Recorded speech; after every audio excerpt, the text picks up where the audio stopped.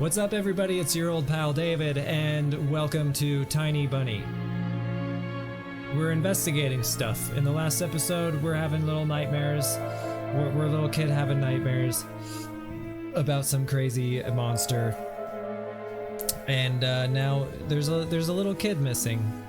The police came over, and there's a little kid missing. And I've decided that I'm gonna be a little detective and solve this mystery. So now we're just gonna be looking at stuff.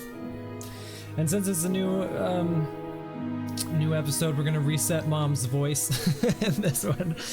She had all sorts of voices in the last episode, and it finally ended up in some shrill, like really annoying English woman's voice. So we'll just go ahead and back off on that a little bit if she. So I don't want to be doing that anymore. The decrepit and stain-covered calendar was once my favorite form of entertainment in Grandma's house. Really? Why?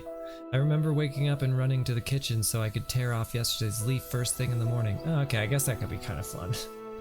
As if the coming day would get lost in the taiga forest without my help. One day closer to New Year's, one day closer to Grandma's funeral. Well, why are you thinking about that? I haven't touched this calendar for years now. Since the time they started writing dark and spooky death chants that only made me gloomy instead of funny proverbs and superstitions, to be exact.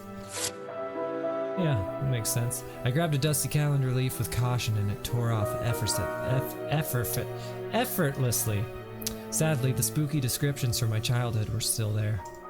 7 horses carry the log. If 7 can't carry, bring the 8th from a fairy. They will take it away and never come back. This is the fate the log cannot escape. What type of thing is that? I crumpled the gray leaf and threw it into the waste bin, hoping to get rid of the anxiousness that washed over me. It was spreading inside me like an ink stain on blotting paper. Well, don't let it. Just feel the feeling and let it pass, man. It'll pass, it's just an emotion.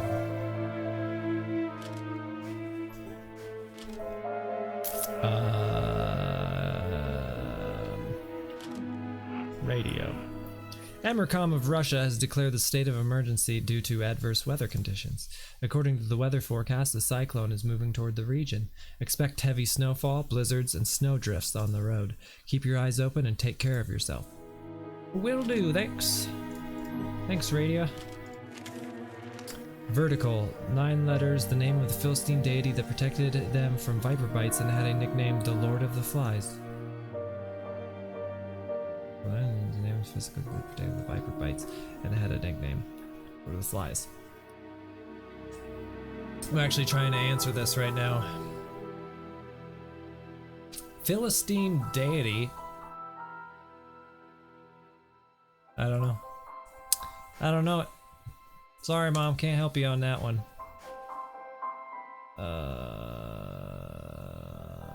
Okay, to the front yard. Anton! I'll whip you if you make a single step out that door. Try it again. I need to distract Mom somehow or I'll get scolded and my ass whipped with Dad's leather belt. Oof, I used to get whacked with the belt. Y'all get whipped? Did y'all get whipped as kids? Dad used to take his belt off and do the little loop and smack that thing, letting me know I was coming. I didn't get beat, all right? Don't go telling on my pops. He's a good dad. But I got whipped.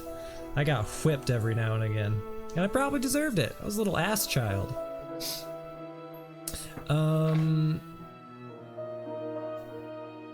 Okay, I've got to distract Mom. She seems pretty distracted just in her own thoughts right now.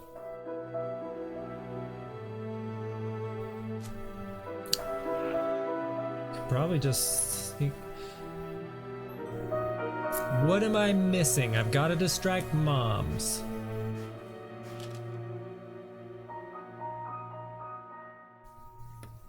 What am I missing?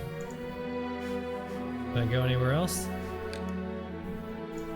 Oh, I gotta look around at all this stuff. This cross had seen so many people come and go in this house. It was black as if it absorbed all human sin from the long years that it was hanging under the ceiling.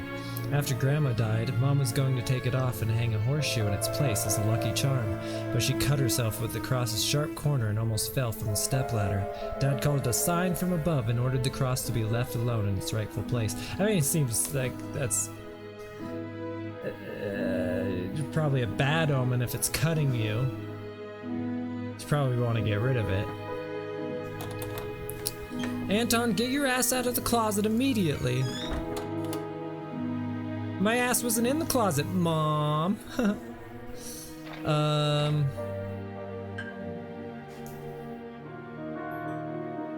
Okay, more things. My parents prohibit me from making long-distance phone calls, but from time to time I really want to hear my old friends.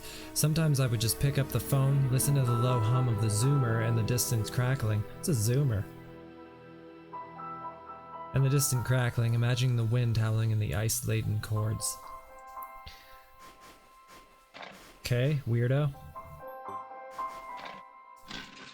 Mom's peg top, a family relic. My mom played with it when she was little, and then she gifted it to me. Olia was next in the succession line. The toy belonged to her now. She stared at the dancing spindle as if it could show her something, a fairy tale, or maybe even our future. Now even my little sister was a bit too old for the old squeaky peg top. Now it's just sitting on the stairs waiting to fucking murder someone. Murder a family member. Trip right over that thing, break your gosh dang neck.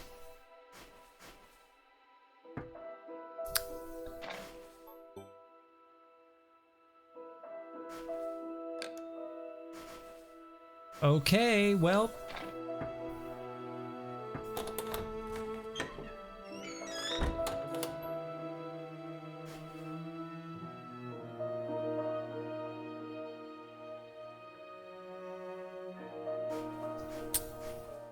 I feel like I've done everything. What else is there to do?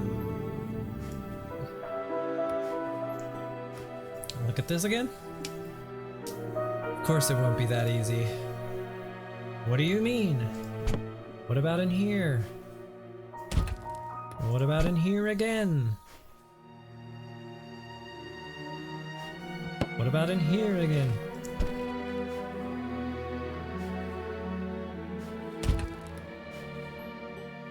What?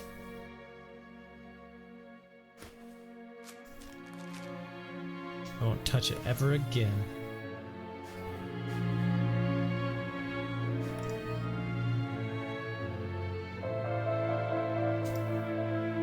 What does this do? Skip. Skip. Skip? What does this do? Oh. Oh, shoot. No, I don't want to quit. Continue. What does this do?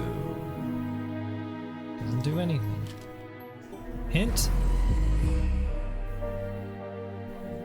Nope. I'm rightly stuck, y'all. I don't know what to do.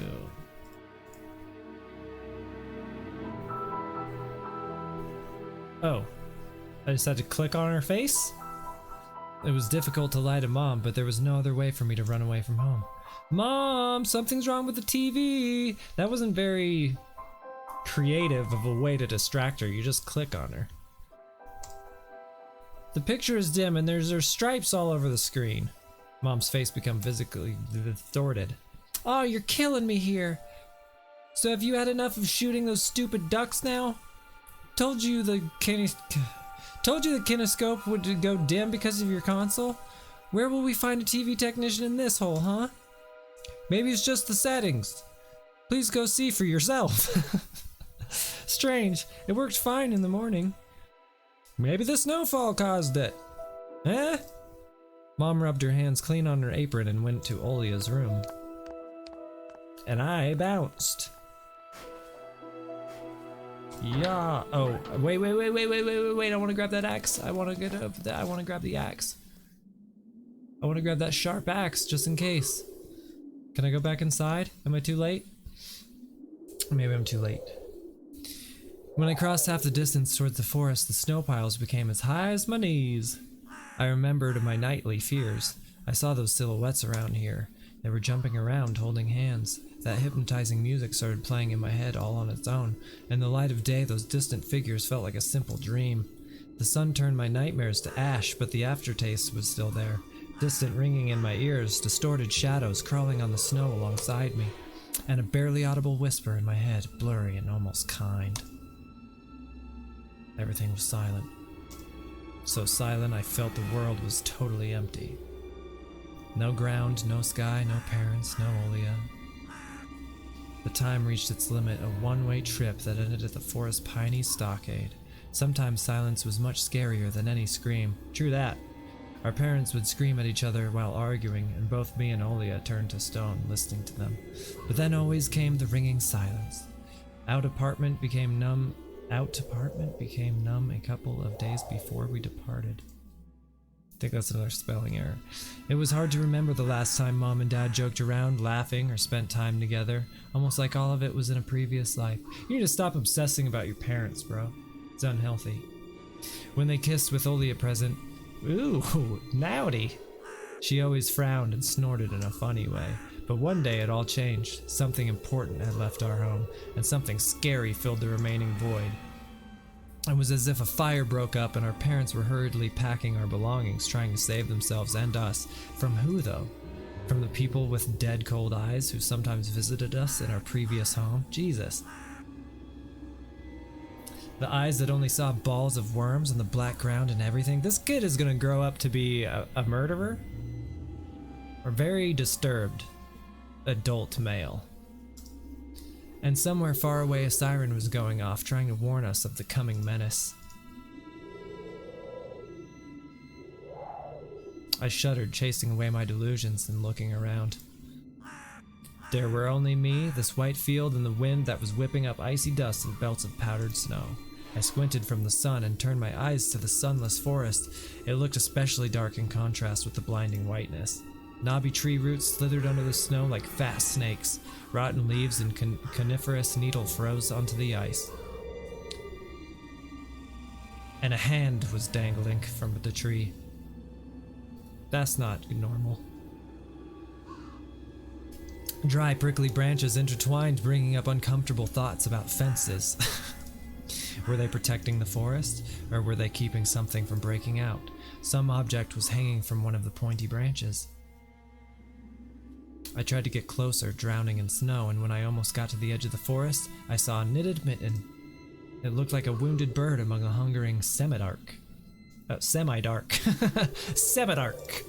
Should I take it to the police? Their senior officer looked gloomy, but he still reminded me of Captain Casanova from my favorite TV show called The Streets of Broken Lights. He was also always anxious, with a tired look in his eyes, but still brave and strong. Will this mitten help them find the lost boy? Probably not. Vova! I heard a distant shout. Looked like it came from the river. Vova! As if the trees were calling out to someone. Vova! Resounded closer to me. Someone was standing there behind the trees, hiding.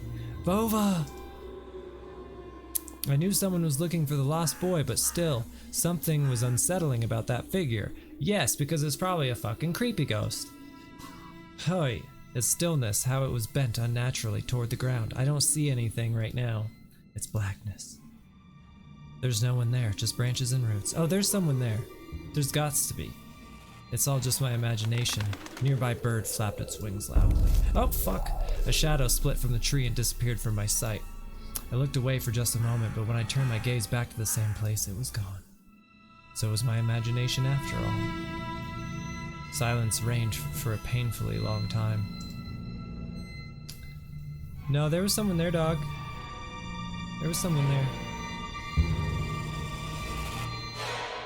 What is it with things just like hiding? Like evil things are always like hiding and then they'll like pop out at a moment. Like if they're truly evil, they'll just bum rush your ass and fuck you up, you know? My muscles were tightly sprung, my heart was beating somewhere in my throat. Any noise, any little movement, any small whisper from the thicket, and I'd sprint, but nothing of the sort happened. I looked at the mitten once more.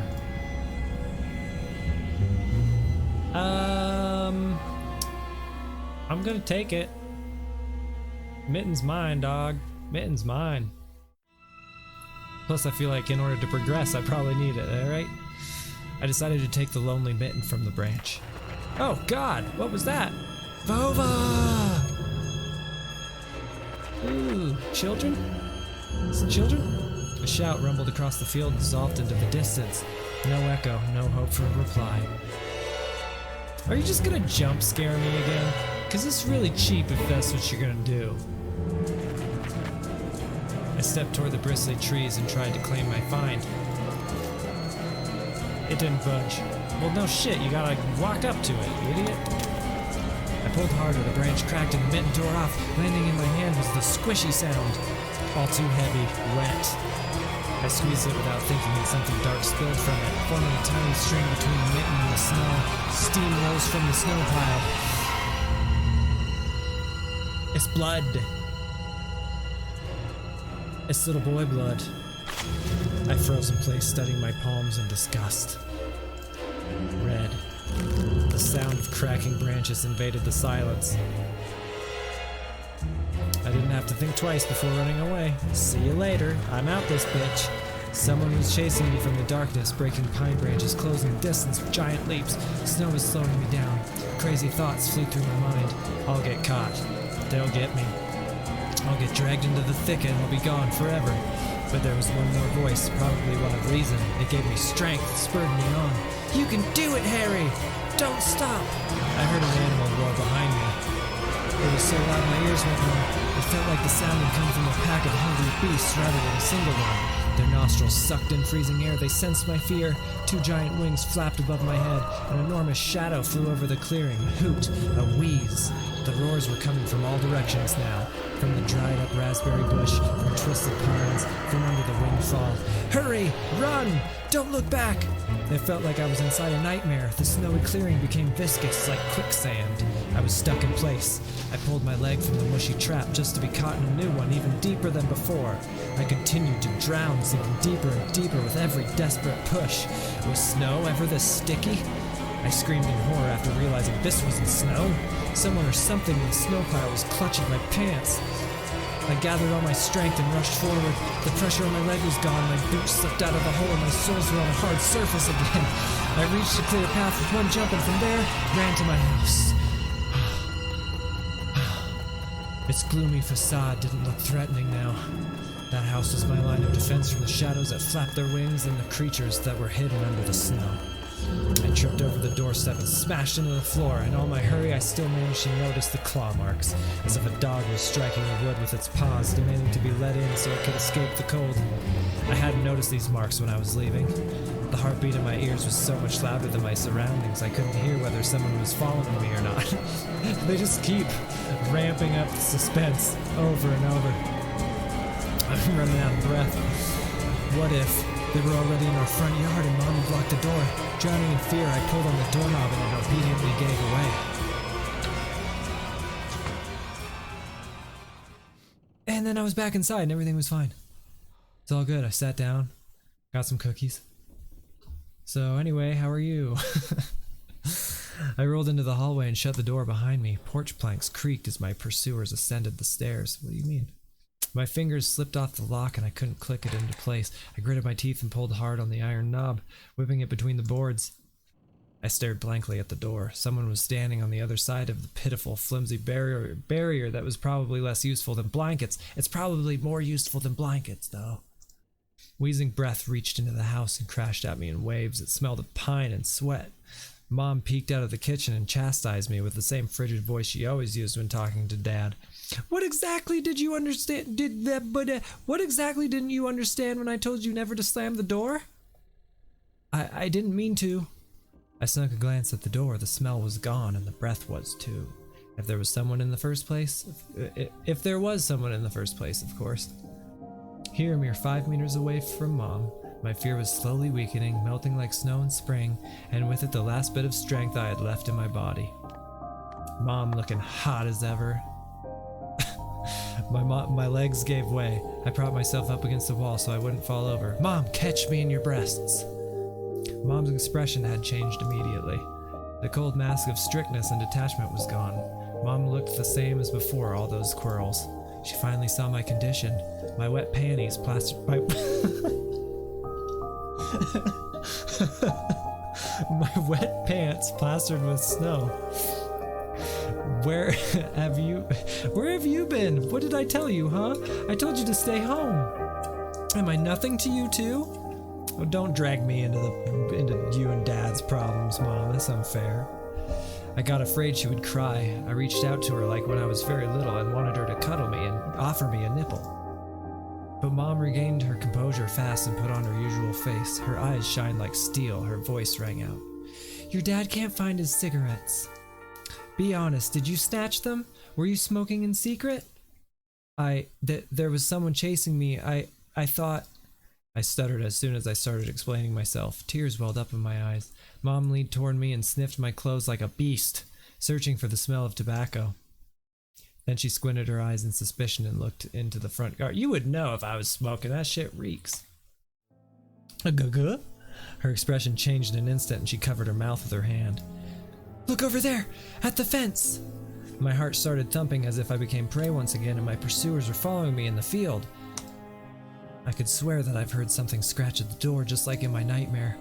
Mom beckoned me with her finger and I gathered all my remaining bravery to look into the kitchen window facing my fear. Doggies! I hate doggies! I could barely discern some hairy silhouettes swimming in snow through the icy winter patterns on the glass. Dogs!